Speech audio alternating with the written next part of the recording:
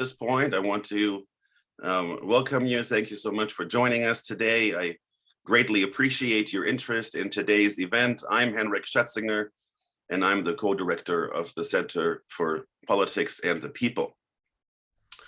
Today, we will be talking about the intersection of the financial world and the physical real world to see what effects financial transactions can have on societies. And to discuss this, I have the great honor to speak with author and filmmaker Rupert Russell.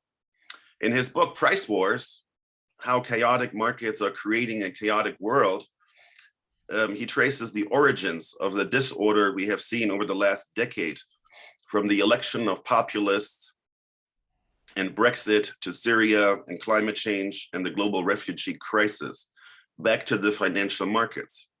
It is both a feature documentary film that aired on Art and a book published by Doubleday in the US and Weidenfeld and Nicholson in the UK. His featured debut, Freedom of the Wolf, charts the global crisis of democracy. It won the Audience Award of the Slamdance Film Festival and was nominated for the Cinema for Peace Most Valuable Film of the Year award during Berlinale 2019.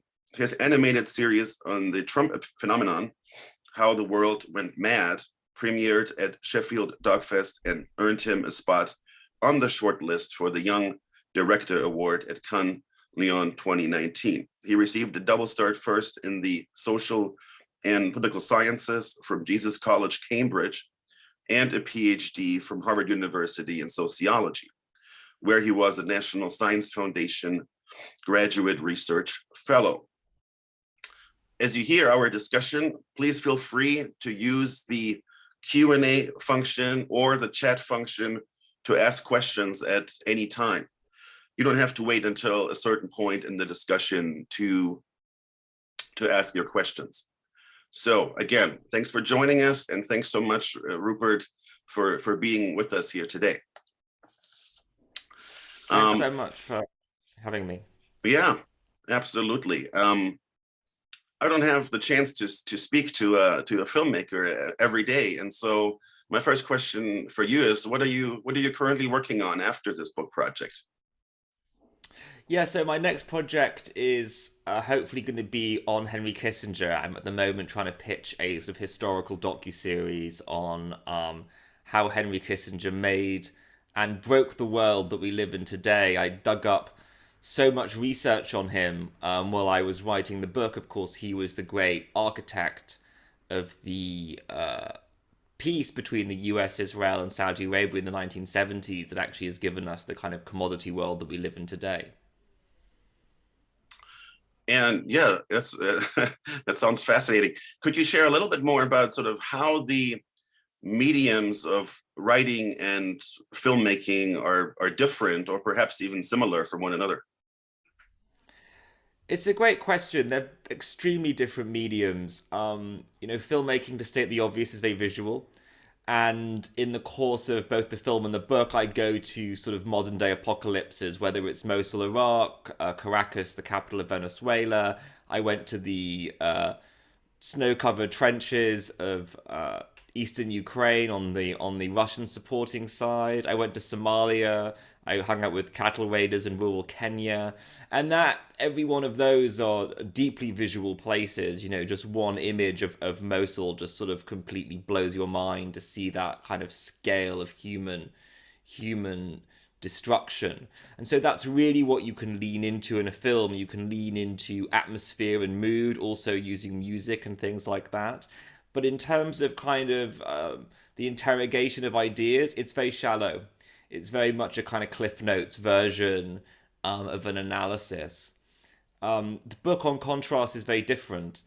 You can obviously paint a picture with words, but it's by no means, it's just simply not as effective. But what you can do is, and I exploited this as much as I could, is you can look at what happens behind the camera.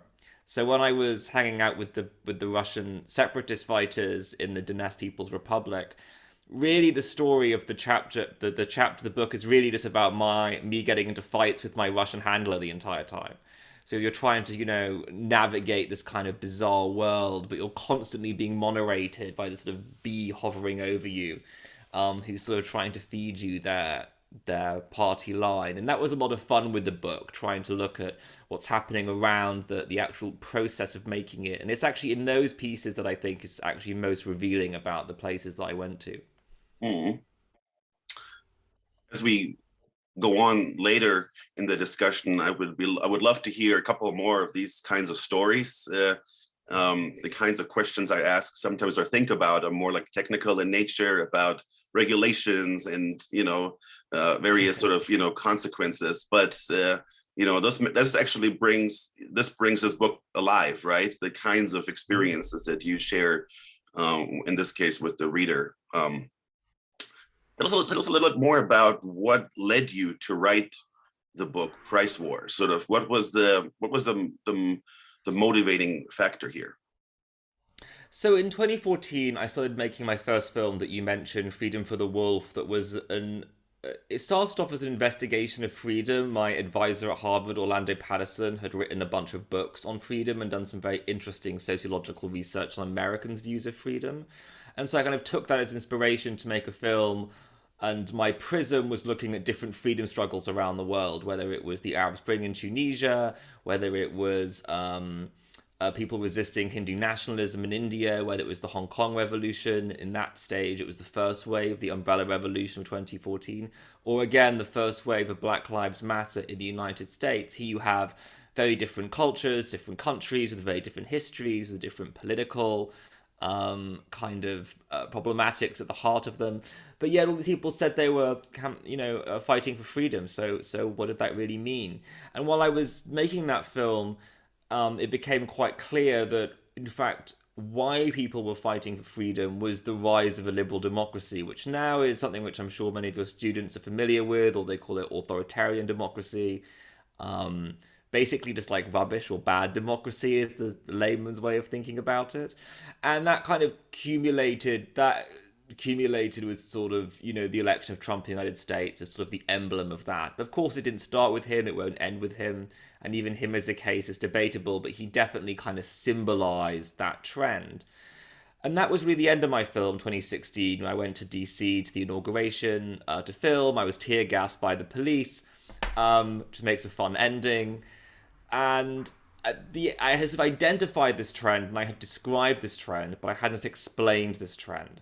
And so this sort of was something which was nagging me, which is you've got a global phenomenon. What is a global answer to that? And I ended up almost quite randomly coming across articles on food prices and conflicts in Africa and how it relates to climate change. And I just thought, I've just never seen this before. I've spent a lot of time in the social sciences, but I'd never come across this kind of research and this idea that, you know, prices, because they kind of connect us at once on the global level, but also to the local level with, droughts, rainfall shocks, the things that come with climate change, but also violence, right? So, prices go up too high, for example, for like local cattle in Kenya, becomes very valuable, right? Different rival tribes might try and compete over it. They may kill one another to do it. High prices also lead to things like urban rioting in Nairobi and other major urban centers in sub-Saharan Africa. And like many things with research, once you start pulling on a piece of string, you just find more and more and more stuff. And then I then discovered that food price of the Arab Spring was a well-known case. And the more and more I pulled, the more different case studies I went into, whether it was the Ukraine conflict, whether it was the crisis in Venezuela, whether it was the rise of ISIS, other things even further in the research are actually looking at how commodity prices impact real estate in the United States and the United Kingdom, and how that in turn also fuel political polarization. So like all these things, it was a piece of string that sort of once I started pulling, it kind of explained more and more and more. And I think fundamentally it met that need I was looking for a global answer. And the commodity markets, the financial markets are global. So when you're hearing price stories right now about the price of nickel or wheat or oil or gas, for the most part, those are global prices that are transmitted at the speed of light to every single corner of the globe. So this really is a global phenomenon that we're all living through. Hmm. Yeah, this is a nice sort of segue to my next questions. Before we talk about some of the, if you will, case studies on how this concept or your thesis sort of applies to various situations and wars, I want to make sure that we don't get lost in sort of jargon, or at least sort of clarify some of these sort of concepts. And of course, we could do this for an hour, and then we don't even get to our real conversation. So I'll just sort of, one of the key, obviously the key concept here is the concept of price. In the traditional sense, we think about price just as transmitting really information about products and services, and sometimes to provide certain incentives to produce certain products. And ultimately, serves as an equilibrium once we have sort of the between supply and demand, right? Once we have figured out the exact formula. So how do you look at price beyond those sort of traditional means? Well, everything you listed there is actually very controversial. So, price is something which people have difficulty agreeing upon what it even is. Joseph Stay interviewed the great Nobel laureate economist Joseph Stiglitz, and he said, the invisible hand is invisible because it doesn't exist, right? So even these kinds of axiomatic economic concepts are incredibly contested. We could think, I sort of begin, with just our own everyday of price. It's just, you think of it as something that you pay for, right? Either it's a wage that you earn, the price of your labor, or on the other hand, it's a price of a good that you seek to purchase. That's how we sort of interact with it, almost like as kids, right? This lollipop costs 5 cents or 10 cents or $1, and it's the barrier to us accessing that. But then economists in the 1940s and 1950s, really kind of led by Hayek, really sort of that actually a price is an information processing machine. That was kind of Hayek's big sort of theory, and that has since become the dominant theory in economics, right? So in economics, it would be called the efficient market hypothesis. And by efficient, what they mean is that prices synthesize information, and they synthesize it better than anything else could, right? So if you've got, say, a drought in northern Russia, this is before the war, or a drought maybe where you are in the United States, and the wheat harvest has been impacted, and there's a drop in the supply of wheat somewhere in the world. You don't even need to know where it is, right? That's the beauty of this system. We don't even need to know the details, but just a virtue of a supply dropping somewhere for whatever reason it may be, that will cause the price to rise, right? Because if demand stays the same, supply drops, price rises, and that now communicates new information, which is we need to grow more wheat, right? And this is exactly what the other idea that you mentioned, the equilibrium, right? So the idea is the information is, in Hayek's words, telling us what to do. The prices go up, it tells us to make more of something. The price goes down, it tells us to make less of something. And the sort of the genius behind this system is that you don't need any central authority or government telling anyone what to do, right? It's why libertarians love this idea so much. It's completely decentralized. You don't need to speak the same language. You don't need to have the same culture. All you need to do is use prices across the world, and yet we'll all live in this world of what Milton Friedman hoped would be harmony and order. But as the title of my book suggests, that's not really how reality played out. Really, my story starts a bit before the decade, in 2008, with the global food crisis. So in 2008, food prices globally start skyrocketing. If you look at it on a graph, it just goes like this. And it was very peculiar. 2008 and 2007, both years respectively, had produced more food than any other year in human history. The financial crisis was hitting. There's a global recession, so that by definition would be deepening demand. These are a time when you would expect to see, from those economic fundamentals that I just described, dropping prices. But instead, prices were operating in the exact opposite way that we would expect. And so this has been a great source of controversy amongst academics, scholars, policymakers, and so forth, sort of why this happened. And the answer that I landed on was actually one first advocated by a hedge fund manager, not necessarily the kind of whistleblower you would assume, called Michael Masters, who testified to the various congressional committees in this summer of 2008 and said, you don't understand that, this is to the committee, that these markets are fundamentally transformed, right? Your old model of there's a farmer over here in Ohio and maybe somebody in New York who, a restaurant that wants to buy some wheat to make bread to sell to their customers, that's completely anachronistic. That has no relationship to the real world that we live in now.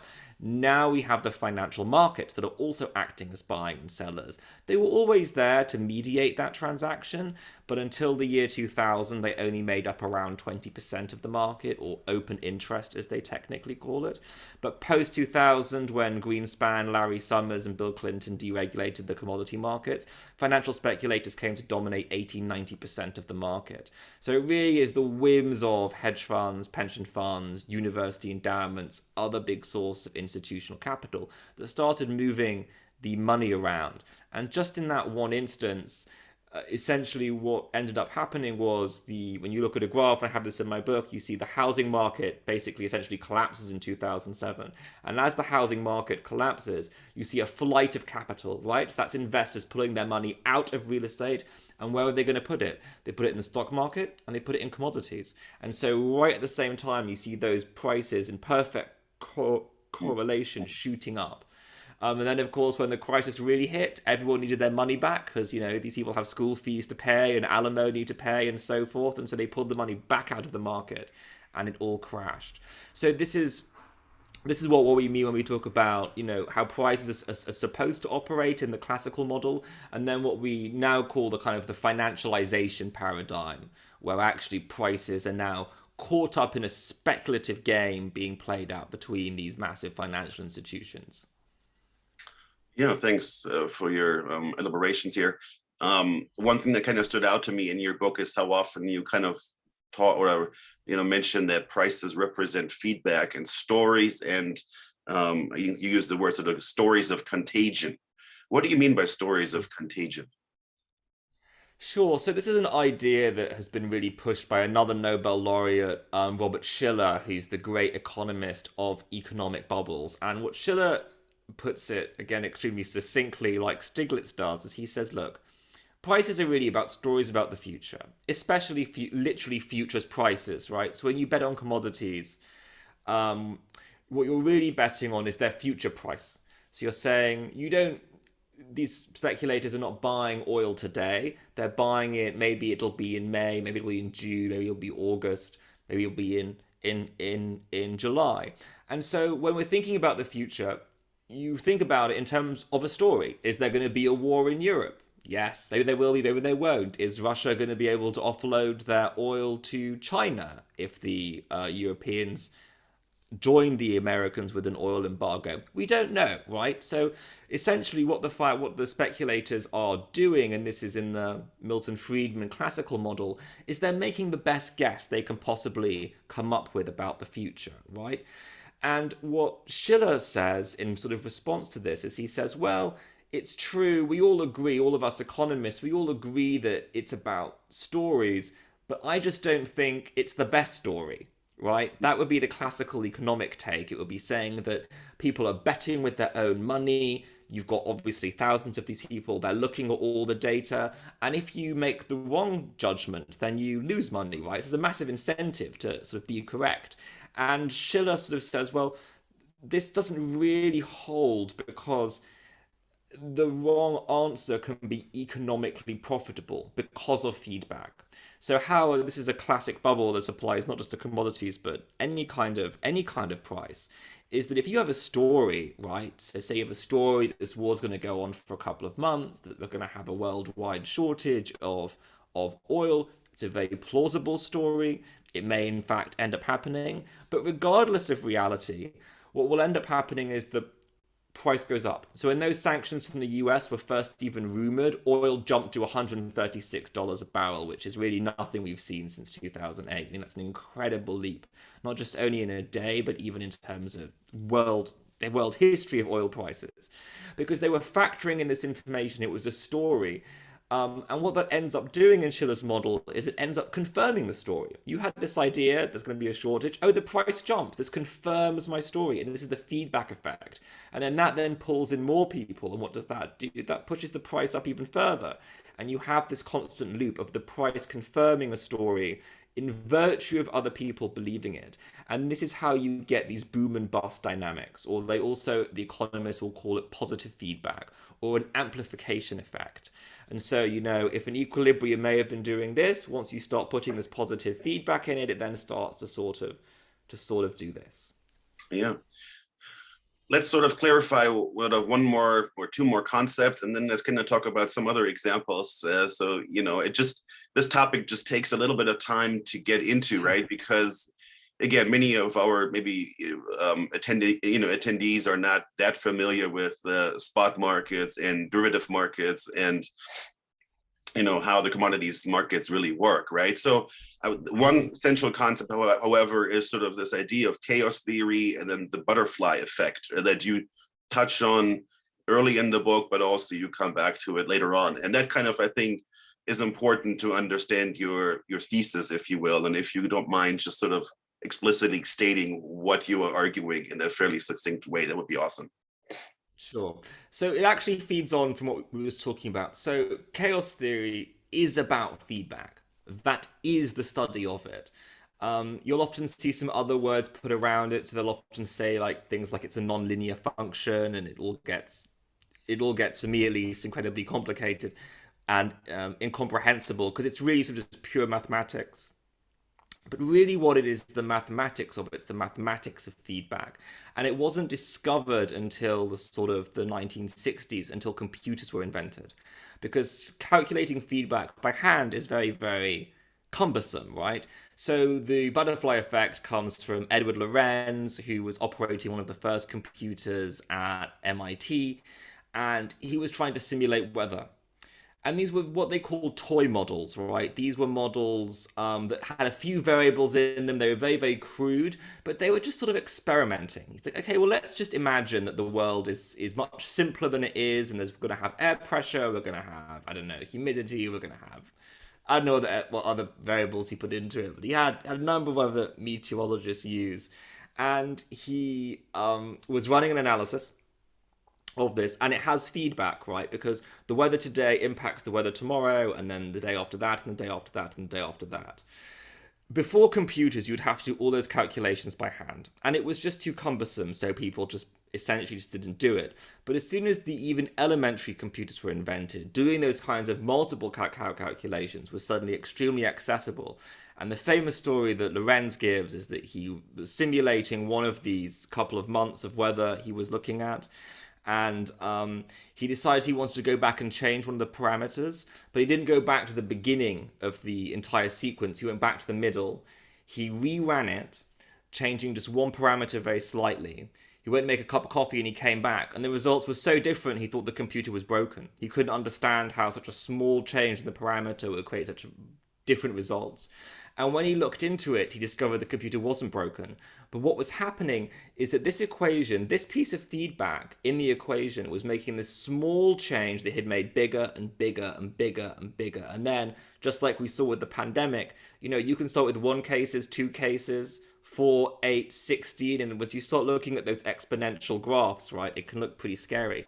And that's essentially what Edward Lorenz had discovered. And so he ended up originally proposing a paper in Washington called "If a Seagull Flaps Its Wing in Texas, Will It Cause a Tornado in China?" And the conference organizer said, we should really change the seagull to a butterfly. And that was when the butterfly effect was born. It's this idea of feedback. And why it's so essential to my book is that, as I mentioned with Schiller, we can see this feedback effect in markets. The way in which speculative, financialized markets work is they create feedback. It's in the old model that maybe Schiller was looking at, sort of in the 90s and the 80s originally, it's feedback amongst traders. Imagine a trading floor and a rumor starts to spread. It gets bigger and bigger and bigger, and everyone starts betting, and the price goes up and up and up, and then more people run into the room and go, wow, look at those prices going up, and they buy and buy and buy. Now we essentially have algorithms doing that, right? So it's the exact same mathematical process, but now it's being done by computers. What I also found interesting about that same idea is that it also exists politically, right? So you can see how, for example, a food price spike can trigger the Arab Spring, that can grow into a protest movement, that can grow into revolutions, that can grow into civil wars, that can grow into a global refugee crisis, and then before you know it, it's no longer a few protests dotted around the cities of the Middle East. It's engulfed, not only the whole Middle East, it spilled over into Asia, Europe, and even the United States as well. So this idea of feedback and amplification for me was a core metaphor to tie together both the economics and the politics of the story. Yeah, and again, you're leading me to my next question, or next questions. Maybe I'll kind of summarize. One thing that kind of stood out to me, because you were a trained sociologist. It seems to me that you kind of used more of a backtracking method. You kind of saw the outcomes, and then you were kind of trying to sort of see where is that butterfly, right? And you kind of try to Yeah. track it back to the sort of financial markets. I think, just in the interest of time, it'll be interesting to kind of talk about some maybe current events. Specifically, we have seen sort of crazy movements recently in the commodities markets. When we look at nickel, wheat, oil, and maybe the case of nickel right now is highly relevant, right? Because the London Metal Exchange has existed for 100 and whatever, or has traded nickel for 145 years. And now, for the first time this week in its history, it has halted trading on nickel because of a tremendous spike in price. And in fact, even the people who will lead the exchange said there's real systemic risk here. And perhaps we do need some regulations. So it seems to me that, and you can correct me, right, that we've had this sort of massive short squeeze. Looks like there was a Chinese sort of tycoon putting this massive short bet on nickel, meaning that he bet that the price of nickel would go down. It went up, and it kind of creates the sort of massive upward movement in the nickel in the nickel market.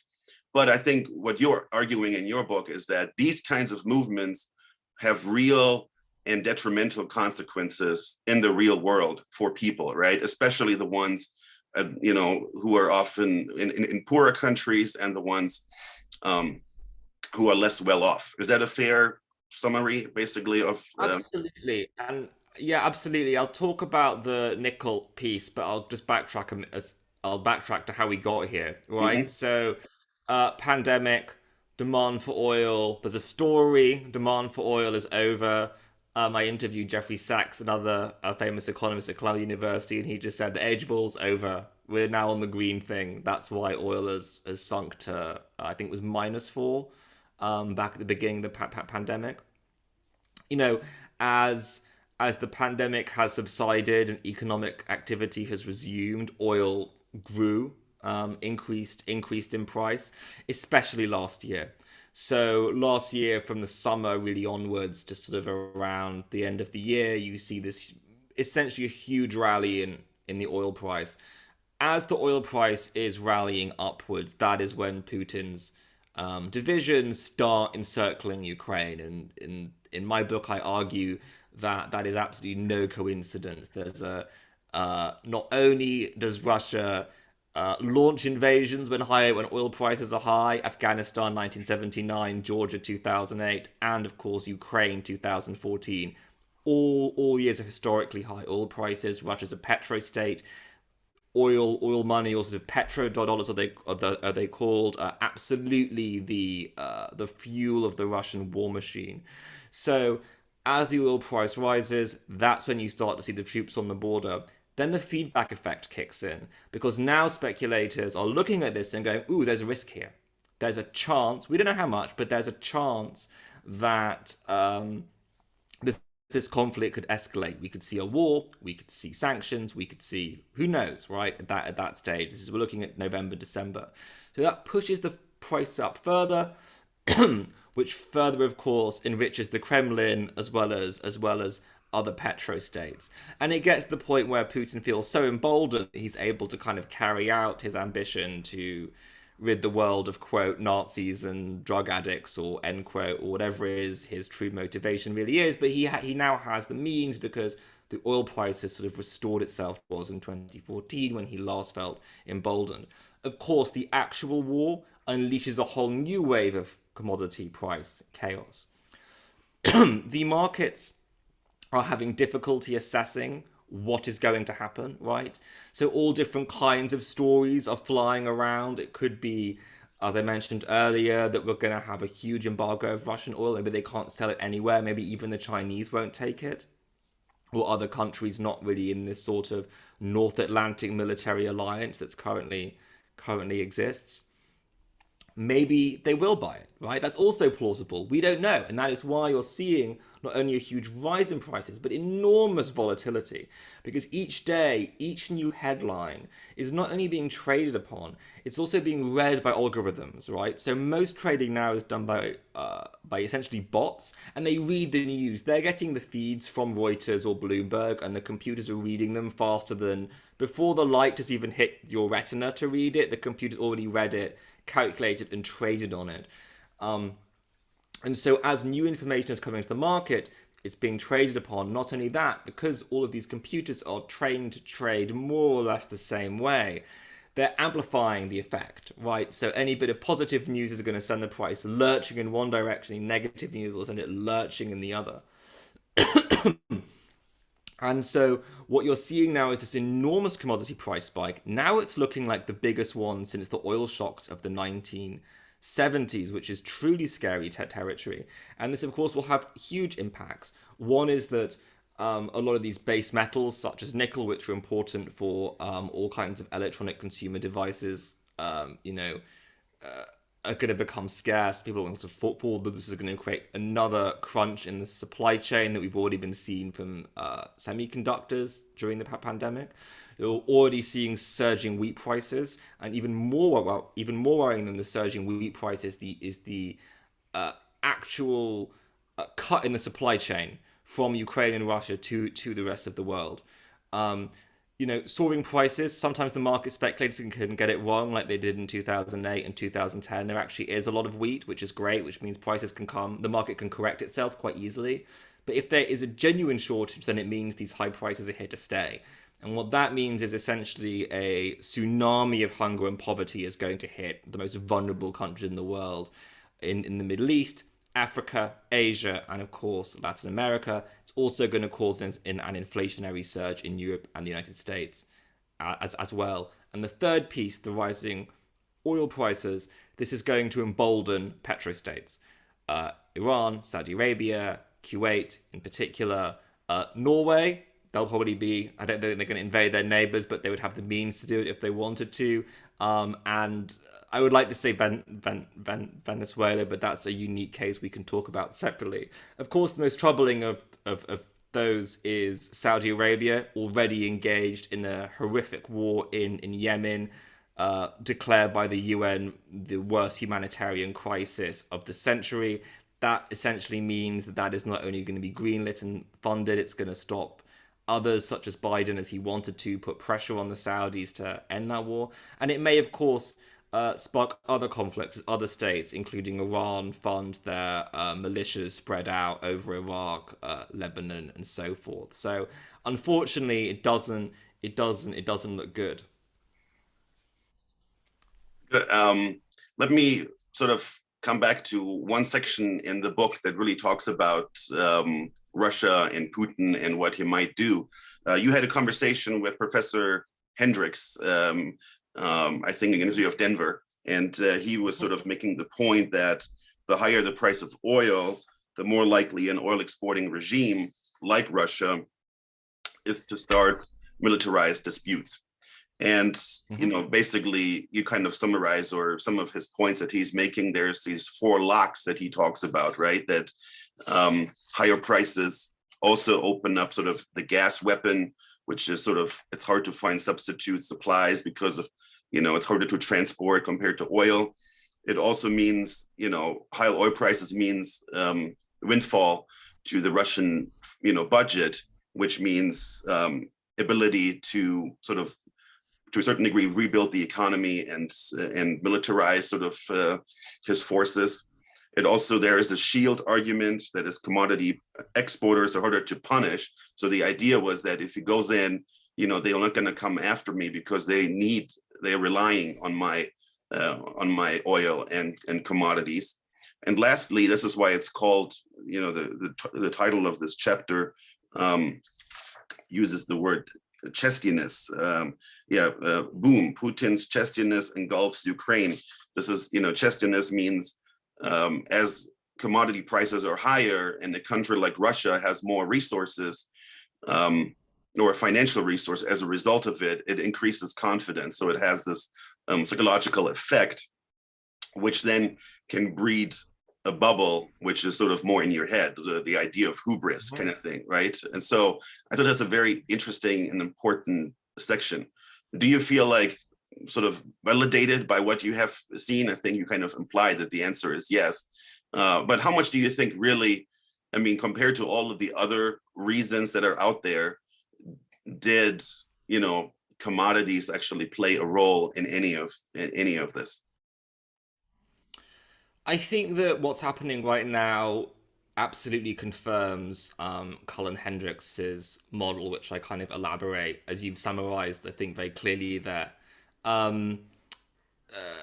If oil was around $20 a barrel, where it was maybe a year and a half ago, at that end of the scale, this would just not be happening, right? It would just not be happening. There would be too much abundant energy, oil probably as well as gas as well, to the extent they can be substituted, and coal in particular, that the gas weapon that and the oil weapon that Russia likes to threaten and has been threatening, and is the absolute center of the debates, especially in how Europe responds to Russia, would just simply not be that credible. Not only would there be abundant supplies for the world to take, but also Russia would be desperate for that money, right? That's the other side of it. Russia's budget needs around oil to be trading at $40 a barrel. So anything kind of south of that, Russia's in massive financial trouble and would have to be going to global markets to essentially borrow money to kind of keep their treasury afloat. So, the high oil prices we've got now gave Russia a bubble. It's created this sanctions dilemma for Europe, the Germans and the Italians in particular, who are extremely dependent on Russian natural gas, and it's also yes, as you mentioned, it's sort of given him this sort of posture, right? This kind of idea of chestiness, that like, I can do this. So you have, if you like, all these material factors, and they add up into a posture. And I think that's why we didn't see any conflict between. Sorry, we didn't see an escalation of the conflict between 2014 and now, because if you look at a graph of the oil price, it just looks like that, right? And so you could almost see that he may have wanted to go in 2016, 2018, even 2020, but without high oil prices, he simply just didn't have the means to do it. Let me, for the sake of argument, sort of play devil's advocate a little bit here and sort of challenge your whole thesis, because earlier you said something about, the era of oil is over and we're moving to the green era. And maybe that is, the kind of argument that is just plain wrong. We still need 100 million barrels of oil per day, and we have a very tight sort of supply and demand balance here. So any interruption seems like a total sort of rational reaction. Not only that, I think we can make the argument that governments have underinvested in the old economy, and now we just see the revenge of the old economy basically through the prices. And even though every government wants to sort of move into the green world of like EV vehicles, if you wanted to do that, we need not just 50 or 80% more lithium.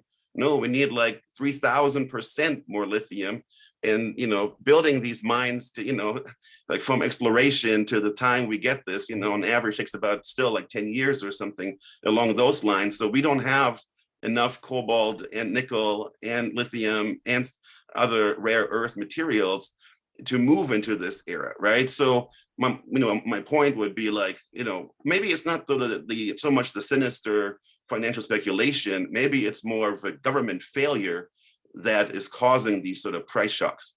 What do you think?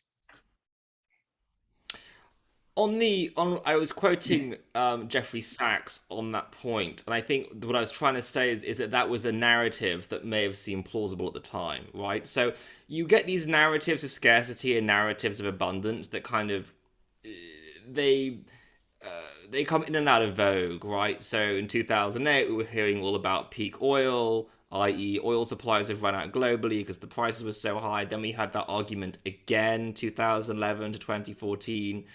That we weren't producing enough, and as you said, we were underinvesting. And then the prices just collapsed in 2014, right? They went from like 90 to 30 in 6 months, and then down to 20, and they essentially hovered around there until last year. So, for me, the idea that this is driven by supply and demand is fanciful, right? If you look at another period of history, which is the period of history before the deregulation, so 1984, that's the end of essentially the end of the Iran oil shock of 1979. Just take 1984 to say 2004, which is really the beginning of, even though it was deregulated in 2000, the trade doesn't really get going until actually 2005. So you did that 20-year period, 1984 to 2004. The prices are very stable, right? If you look on a chart, you do it now on Google and just look it up. It's almost like a straight line. It's really what you would expect the classical equilibrium model of economics to sort of predict, where the market is very, very cleverly producing the exact right amount to sort of maintain the price. If the price goes up, the Saudis will pump some more oil out. The price goes down too much, they shut down production, right? Now, what happened during that 20-year period? The collapse of communism, the rise of the Asian tigers, 2 Gulf Wars. Right? This was an amazingly chaotic period, right? You have surges in demand, crashes in supply, wars going on at the absolute center of global production, and yet the markets, to their credit, were in fact incredibly sane during this period and did seem very much rooted in supply and demand. It's only when they get deregulated and speculators come to dominate this market that we begin to see this boom bust effect, which is exactly what you would expect by any system dominated by positive feedback. I have 2 more questions, and then let's go, to our attendees' questions here. Even though I have quite a few questions, but we have to keep moving, right? Keep her moving. So, in terms of, I'm just interested if there are any other stories in your book that kind of talk about or examples basically of the sort of financial speculation and the negative effects it has caused. There are plenty that you talk about in your book. There's pricing ISIS in Iraq, you have Venezuela, you have Kenya, and so on. I mean, there are a lot of interesting case studies, right? Is there any particular story that you would maybe highlight? Yeah, I'll talk about Venezuela because I haven't mentioned about what happens when prices go down. So when prices go up, I think I've talked about those already. Hunger rises, petrostate aggression rises. But when prices drop, that's also pretty dangerous, right? So for people who export these commodities. So Venezuela's economy in 2014 essentially collapses. As I mentioned, Russia needs oil to be around $40 a barrel. I think Venezuela at the time, it needs to be between 60 and 70. And so the entire state financing system collapses. And what happens when that collapses? It means that your currency collapses, and that means that your import bills rise. So suddenly all the things you're bringing into the country, because your currency isn't worth as much, become much more expensive. And one of the curses of being an oil economy, and this was also some of Jeffrey Sachs's superb research, um, was shows that when the oil prices are high, this is Sachs's argument, and that also means the currency is high. Imports are very cheap, so it means you can import all of your food. Anything that you can import, you begin to import. You can import champagne from France. You can import, great American beef from the Midwest. You can import, whatever you want, essentially. And it's cheap to do so. Now, because you've got all these cheap imports, your domestic production suffers because they can't compete. It's just too cheap to do it. And so your domestic agriculture in particular atrophies.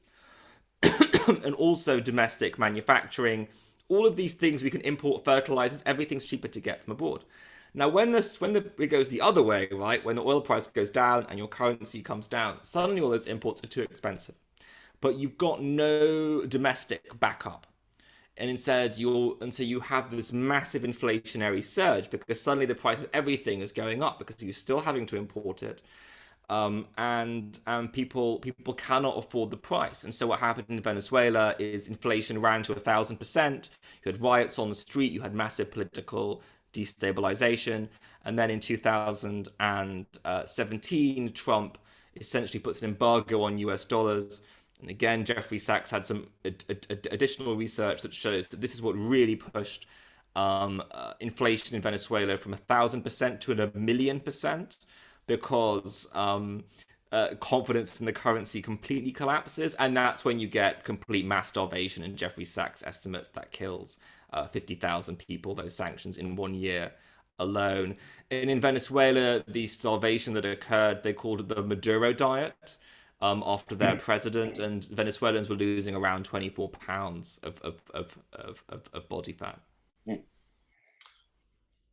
Let me sort of ask one last question. Let me go to the Q&A part. Let's say you are right, and going back to this example of nickel prices, we get this idea that Russia produces about 5% of the sort of global supply of nickel, about 20% of the high quality nickel.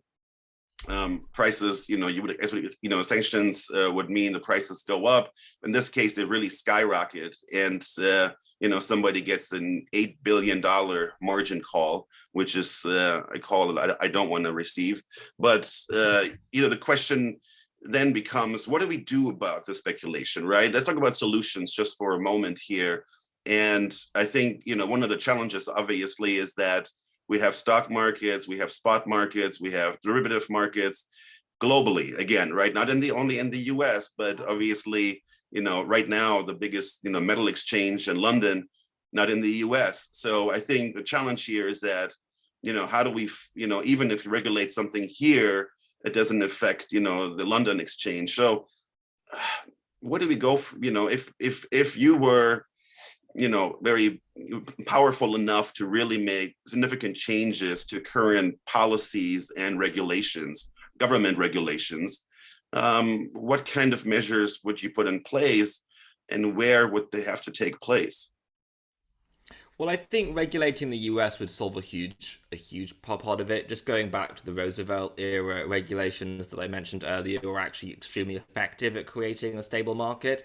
Look, we want speculators to keep the market liquid, to take on some risk, but they were limited to around 20 to 30% of the market, and the rest of the market was the physical, actual traders of commodities. And I actually think the markets worked pretty well. There wasn't, and I don't think anybody at the time thought the commodity markets were really failing when they got deregulated. The idea was essentially that Wall Street could make more money out of, packaging derivatives and derivatives and derivatives. So that would be the first part of it. Also, the US is an exemplary case because, of course, commodities are priced in dollars. So the US has a massive outsized impact on commodity prices globally. And there are other aspects of this I think would be relatively easy to solve, like the kind of AI trading or high frequency trading that's happening should just simply be banned.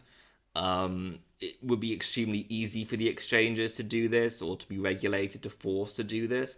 But because they make money off every single transaction, currently they have no financial incentive to do this. In fact, the exchanges and many others, of course, in the financial sector benefit from volatile markets, but we don't, right? The producers of commodities don't benefit, and the users of commodities don't benefit. This is purely for the benefit of a handful of financial institutions, the only people who benefit from this. And including hedge fund managers often complain to me, and I have lots of their complaints in the book about the market. And one of the sort of more fundamentalist minded traders said so many of the physical traders now who are trading the real thing are so fed up with the volatility, right?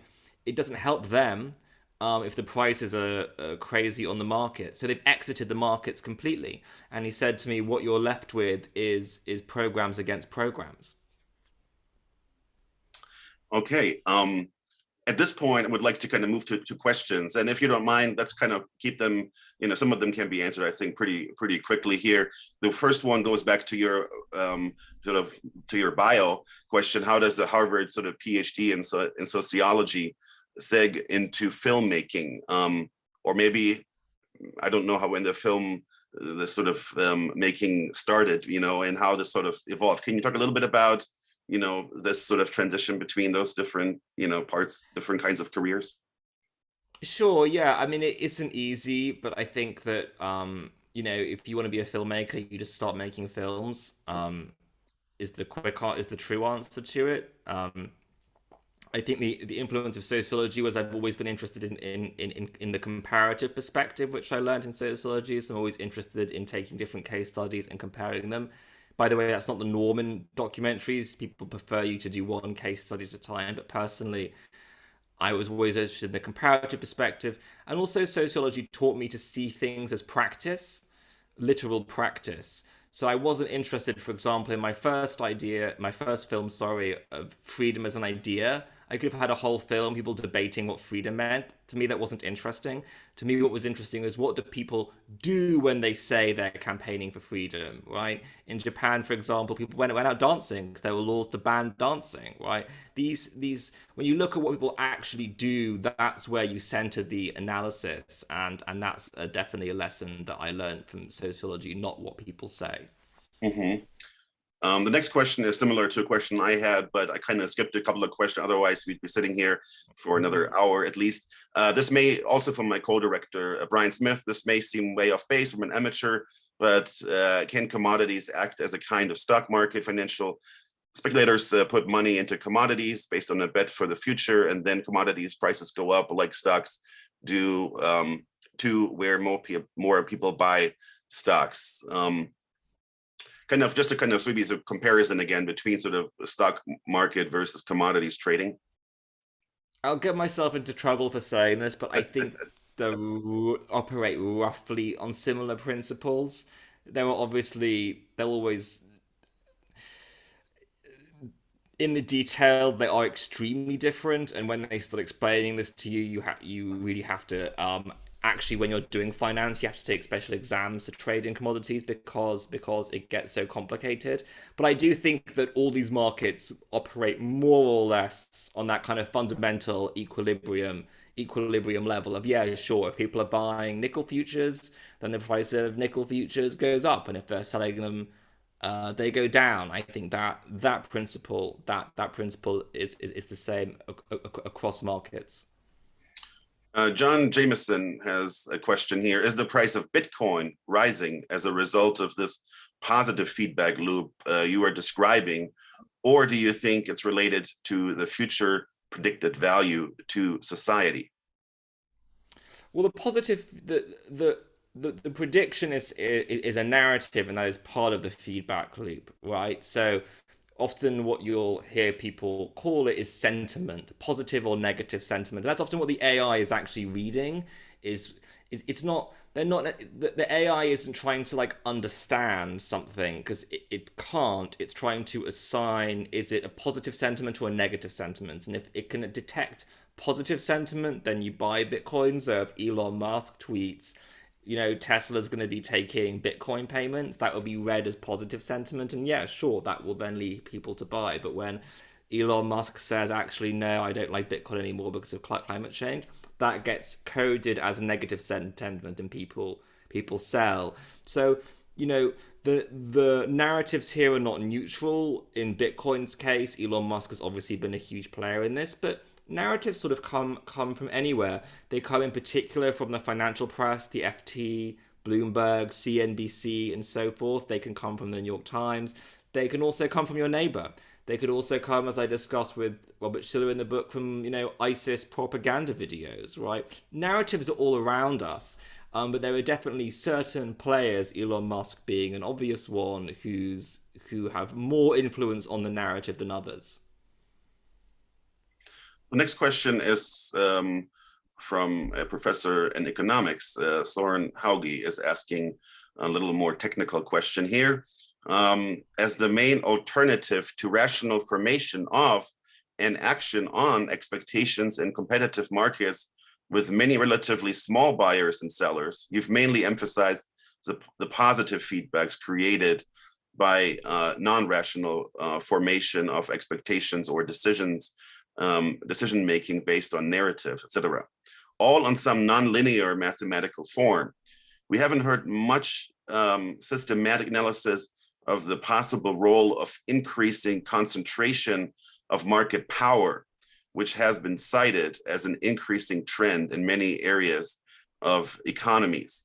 Could you say more about the possible importance of that, and perhaps in conjunction with the other tendencies? So let's talk a little bit about the possible role of increasing concentration of market power. How do you see that?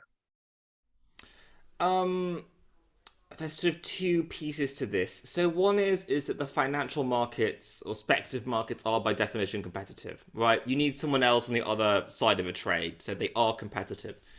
I wrestle with this question in a few different ways in the book. I sort of see this market power as being the ability to control the narrative, or the ability to hear the narrative before the other person does, which is the key way in which you win a speculative bet. And there are certain, as I mentioned, certain technologies which enable the smartest players to do this, or it could be institutional positions such as a bank, such as Goldman Sachs. You're releasing reports on the oil market, but you're also making bets on the oil market. Like Elon Musk is talking about Bitcoin, he's also making bets on Bitcoin, right? So if you're in that position, that's also a form of market power because you're able to shape the narrative, and that ultimately decides who wins these speculative battles. There has been some really interesting moves made by investment banks, less so now, but definitely 10, 12 years ago, where Goldman Sachs was buying up all the aluminium storage in the United States. I think it was, I can't remember the exact, I think it was JP Morgan, I have to double check in my book. It was one of the big banks, or was it Morgan Stanley, had more oil tankers rented than ExxonMobil. So you do have these moments where in a very serious way, the financial markets get into the business of sort of commodity trading. But I think that the discussions around market power, I think, are more localized. So what I mean localized, I mean in terms like the United States. So I know there's a discussion going on right now of, is X or Y corporation using their market power to rip off consumers. That may or may not be happening. My gut is it probably is. It's not what I wrote my book about. But what I was looking at was more the global prices. And so the global prices are, if you like, kind of what get filtered down. Sure, some governments will subsidize them. They'll try and make the price lower. Other people will try and take advantage and push the prices higher. But what I was looking at was this baseline level price that kind of exists around the entire globe. So I think that's an important thing to remember when we look at these discussions at the moment about market power. Mm-hmm. And the next question is from my colleague Marty Farrell. He is wondering, one might think that cartelization might be an answer to wildly fluctuating commodity prices. For example, see diamonds. But we have an oil cartel, OPEC, yet oil prices have been all over the place in the last 20 years. Is there some other way to stabilize these prices in a more predictable way? When I read the question, I was coming back to this sort of, recent example of nickel, but we can also go back, by the way, last October, another unprecedented incident in London Metal Exchange was the same spike in copper prices, and this also led to a halt of trading. So it makes me wonder, in terms of the rules to be put in place, shouldn't we have some kind of circuit breaker for futures trading, if that's possible, like we have in the stock market or not, and possibly, but this is more like a band-aid rather than getting at sort of the systemic risks. But going back, are there other ways to stabilize these prices in a more predictable way? What do you think? Well, I definitely don't think cartels is the answer. Cartels are unpredictable, although they may sort of give us a veneer of stability. I mean, Saudi Arabia would like to set the price, but Saudi Arabia also has competing interests, right? So it has geopolitical interests, and it's very, very happy to wield the oil weapon as the world's kind of swing supplier, meaning they have the greatest latitude to how much oil they pump. They can turn on the taps very easily. They can close them very easily as well. When they want to punish the United States, like they wanted to in 1973, they doubled and then quadrupled the oil price. It wasn't really until the 1980s that sort of Kissinger went to Saudi Arabia and struck deals with the Saudis in order to get those petrodollars recycled in the United States in the forms of buying US treasuries and defense equipment, that the Saudis have brought the price back down again. But at the same time, that was also the moment when the OPEC cartel was essentially broken by other non-OPEC source of oil. So that's when you see the North Sea, for example, oil start to come online. It's when you start seeing a boom in oil production in the United States once again. So these other sources kind of bubble up. And so what we see with this cartel, with cartels, is on the one hand instability, because they're being driven by geopolitical concerns and not economic ones, and also instability because, cartel members can break ranks, as they often do, or there can be kind of new competition that the cartel incentivizes to come after them. I think that at the moment, in terms of stability, what you're already seeing in Europe is some sort of form of price control, which is what we had during the Second World War. The next question just came in, and it was basically a very similar question that I wanted to kind of ask, because we haven't talked about Africa yet, and especially the importance for the population of the importance of food prices for their population. Could you say more about the importance of these trends and issues for Africa, the continent where an increasingly large share of the population growth will occur in the coming decades? The continent is divided rather starkly between commodity exporters and importers, for whom the effects must differ dramatically. But are the effects destabilizing for both types of economies? I think it's a fascinating question. Have you done some research on these different effects? Yeah, absolutely. Most of these countries are net importers of food. So food security is absolutely going to be tied to the global food prices, in particular wheat, but not just that. Remember, all commodities correlate. Sorry, not all of them correlate, but a lot of commodities correlate because they're substitutions for each other. So coal and oil correlate because, if you don't have oil, well, maybe you've got a coal plant you can fire up instead, and that's actually what it looks like the Germans are going to do and other Europeans are looking to do, is can we substitute another commodity? If we can't get gas, is there another one we can do? And that's when the prices correlate. So even though wheat is the most important because it's a substitution, it's going to correlate to rice and other commodities as well, and maize. So we're definitely going to see any sort of spike in food prices is going to create poverty as well as hunger, unfortunately. It's also going to create political instability. It's also going to foment conflict between communities.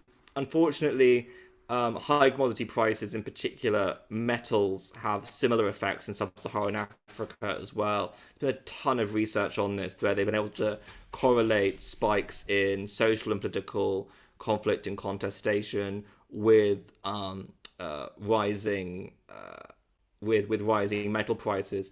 It's worth just saying here, I haven't mentioned this, but there is this phenomenon in economics called the resource curse, which basically sort of means damned if you do, damned if you don't, right? Commodities are just tricky things.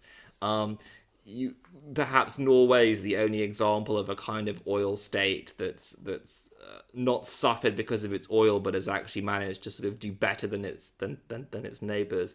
I think that what development economists want to do for these countries is make them less and less and less reliant on commodities because their prices are volatile and because they're relatively easy to extract out of the ground. They become targets for organized crime, cartels, opportunistic politicians, and so forth.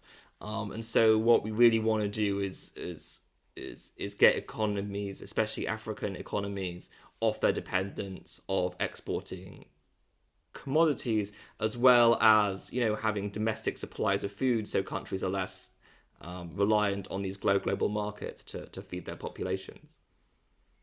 And maybe just as a follow-up question, do these stark differences between exporters and importers, do they make conflict sort of between countries, right, more likely, and maybe sort of serious conflicts, right? So let's say, let's say, in fact, Congo has the Ivanhoe mines. That's a huge reservoir of copper. And so if they continue to find more, copper resources in its neighboring countries are suffering, as importers, what do you think? What do you think about sort of interstate conflict and the potential of this going forward? Mongolia, by the way, has Turquoise Hill, a huge also copper mine that's people say is like 100-year mine that has a huge potential. They seem to make some progress over there, but it's interesting looking at neighboring countries and how they might react to that. I think that the thing you always have to remember is that with these commodities is that countries trade, and often what they don't have, they get from their neighbors. And so a big part of this in the Middle East has been the conundrum with food and oil. So Middle East exports oil, imports food. And that's been sort of central to their politics, really, since they discovered oil and since they, the end of colonialism, even the sort of importance of colonialism at the beginning of the 20th century was driven by that dynamic. And you still see it. So you had Henry Kissinger in the 1970s trying to shut off food exports, subsidized food exports to Syria and Egypt in return for them backing out of the Arab-Israeli wars to sort of fight back against the Saudi oil weapon. It wasn't successful, but that was a play that he tried to go for. More recently, I think in 2018 it was, Saudi Arabia, I think, blockaded one of their neighbors. I think it was Qatar, if memory serves me correct. And they blocked the food coming in, so Qatar had to sell their gas to fly cows in to live and have their foodstuffs. So you see this all the time. I think that's the key to remember. The United States and Russia are actually pretty unique in they both are exporters of oil and food. So those are both economies whereby theoretically they can kind of insulate themselves from these shocks, but most countries around the world that are smaller can't do that. So it's always tricky to pick on a neighbor, especially a trading partner, because often you want something that they have, even if it is a commodity. Okay, I think at this point we are 70 minutes into this, and we kind of scheduled like this for 60 minutes. I want to sort of wind it down. Also, it's getting late. Rupert is in Spain, and it's getting late over there. What time do you have right now? It's 40 minutes past 12. Yeah. So I want to thank you very much for doing this with us. I wish you the best of luck in your new projects. It's an important subject. I think that it does not get enough attention, and it's hard to communicate this topic to a broader audience, because many of these issues are more technical in nature. But I think you're doing a great job of like raising awareness and putting sort of a finger on a really important issue for the not coming months and years, but for the coming decades. So thank you for doing this. Thank you to our attendees. We really appreciate your interest in such a complicated matter, and also I want to announce our next event. We have spring break next week, and after spring break, we will come back and we will do an event on March 29th at 4:30 with Rich Harwood. He is the executive director of the Harwood Institute, and he has just published a report on what is troubling Americans and now about our civil society, entitled "Civic Virus: Polarization is a Misguided Diagnosis." He's been doing many talks around the country. It should be really interesting and fascinating, so we hope you will join us again. Thank you, everyone. Have a good evening. Thanks again, Rupert, and see you next time. Bye, everyone. Thank you for having me.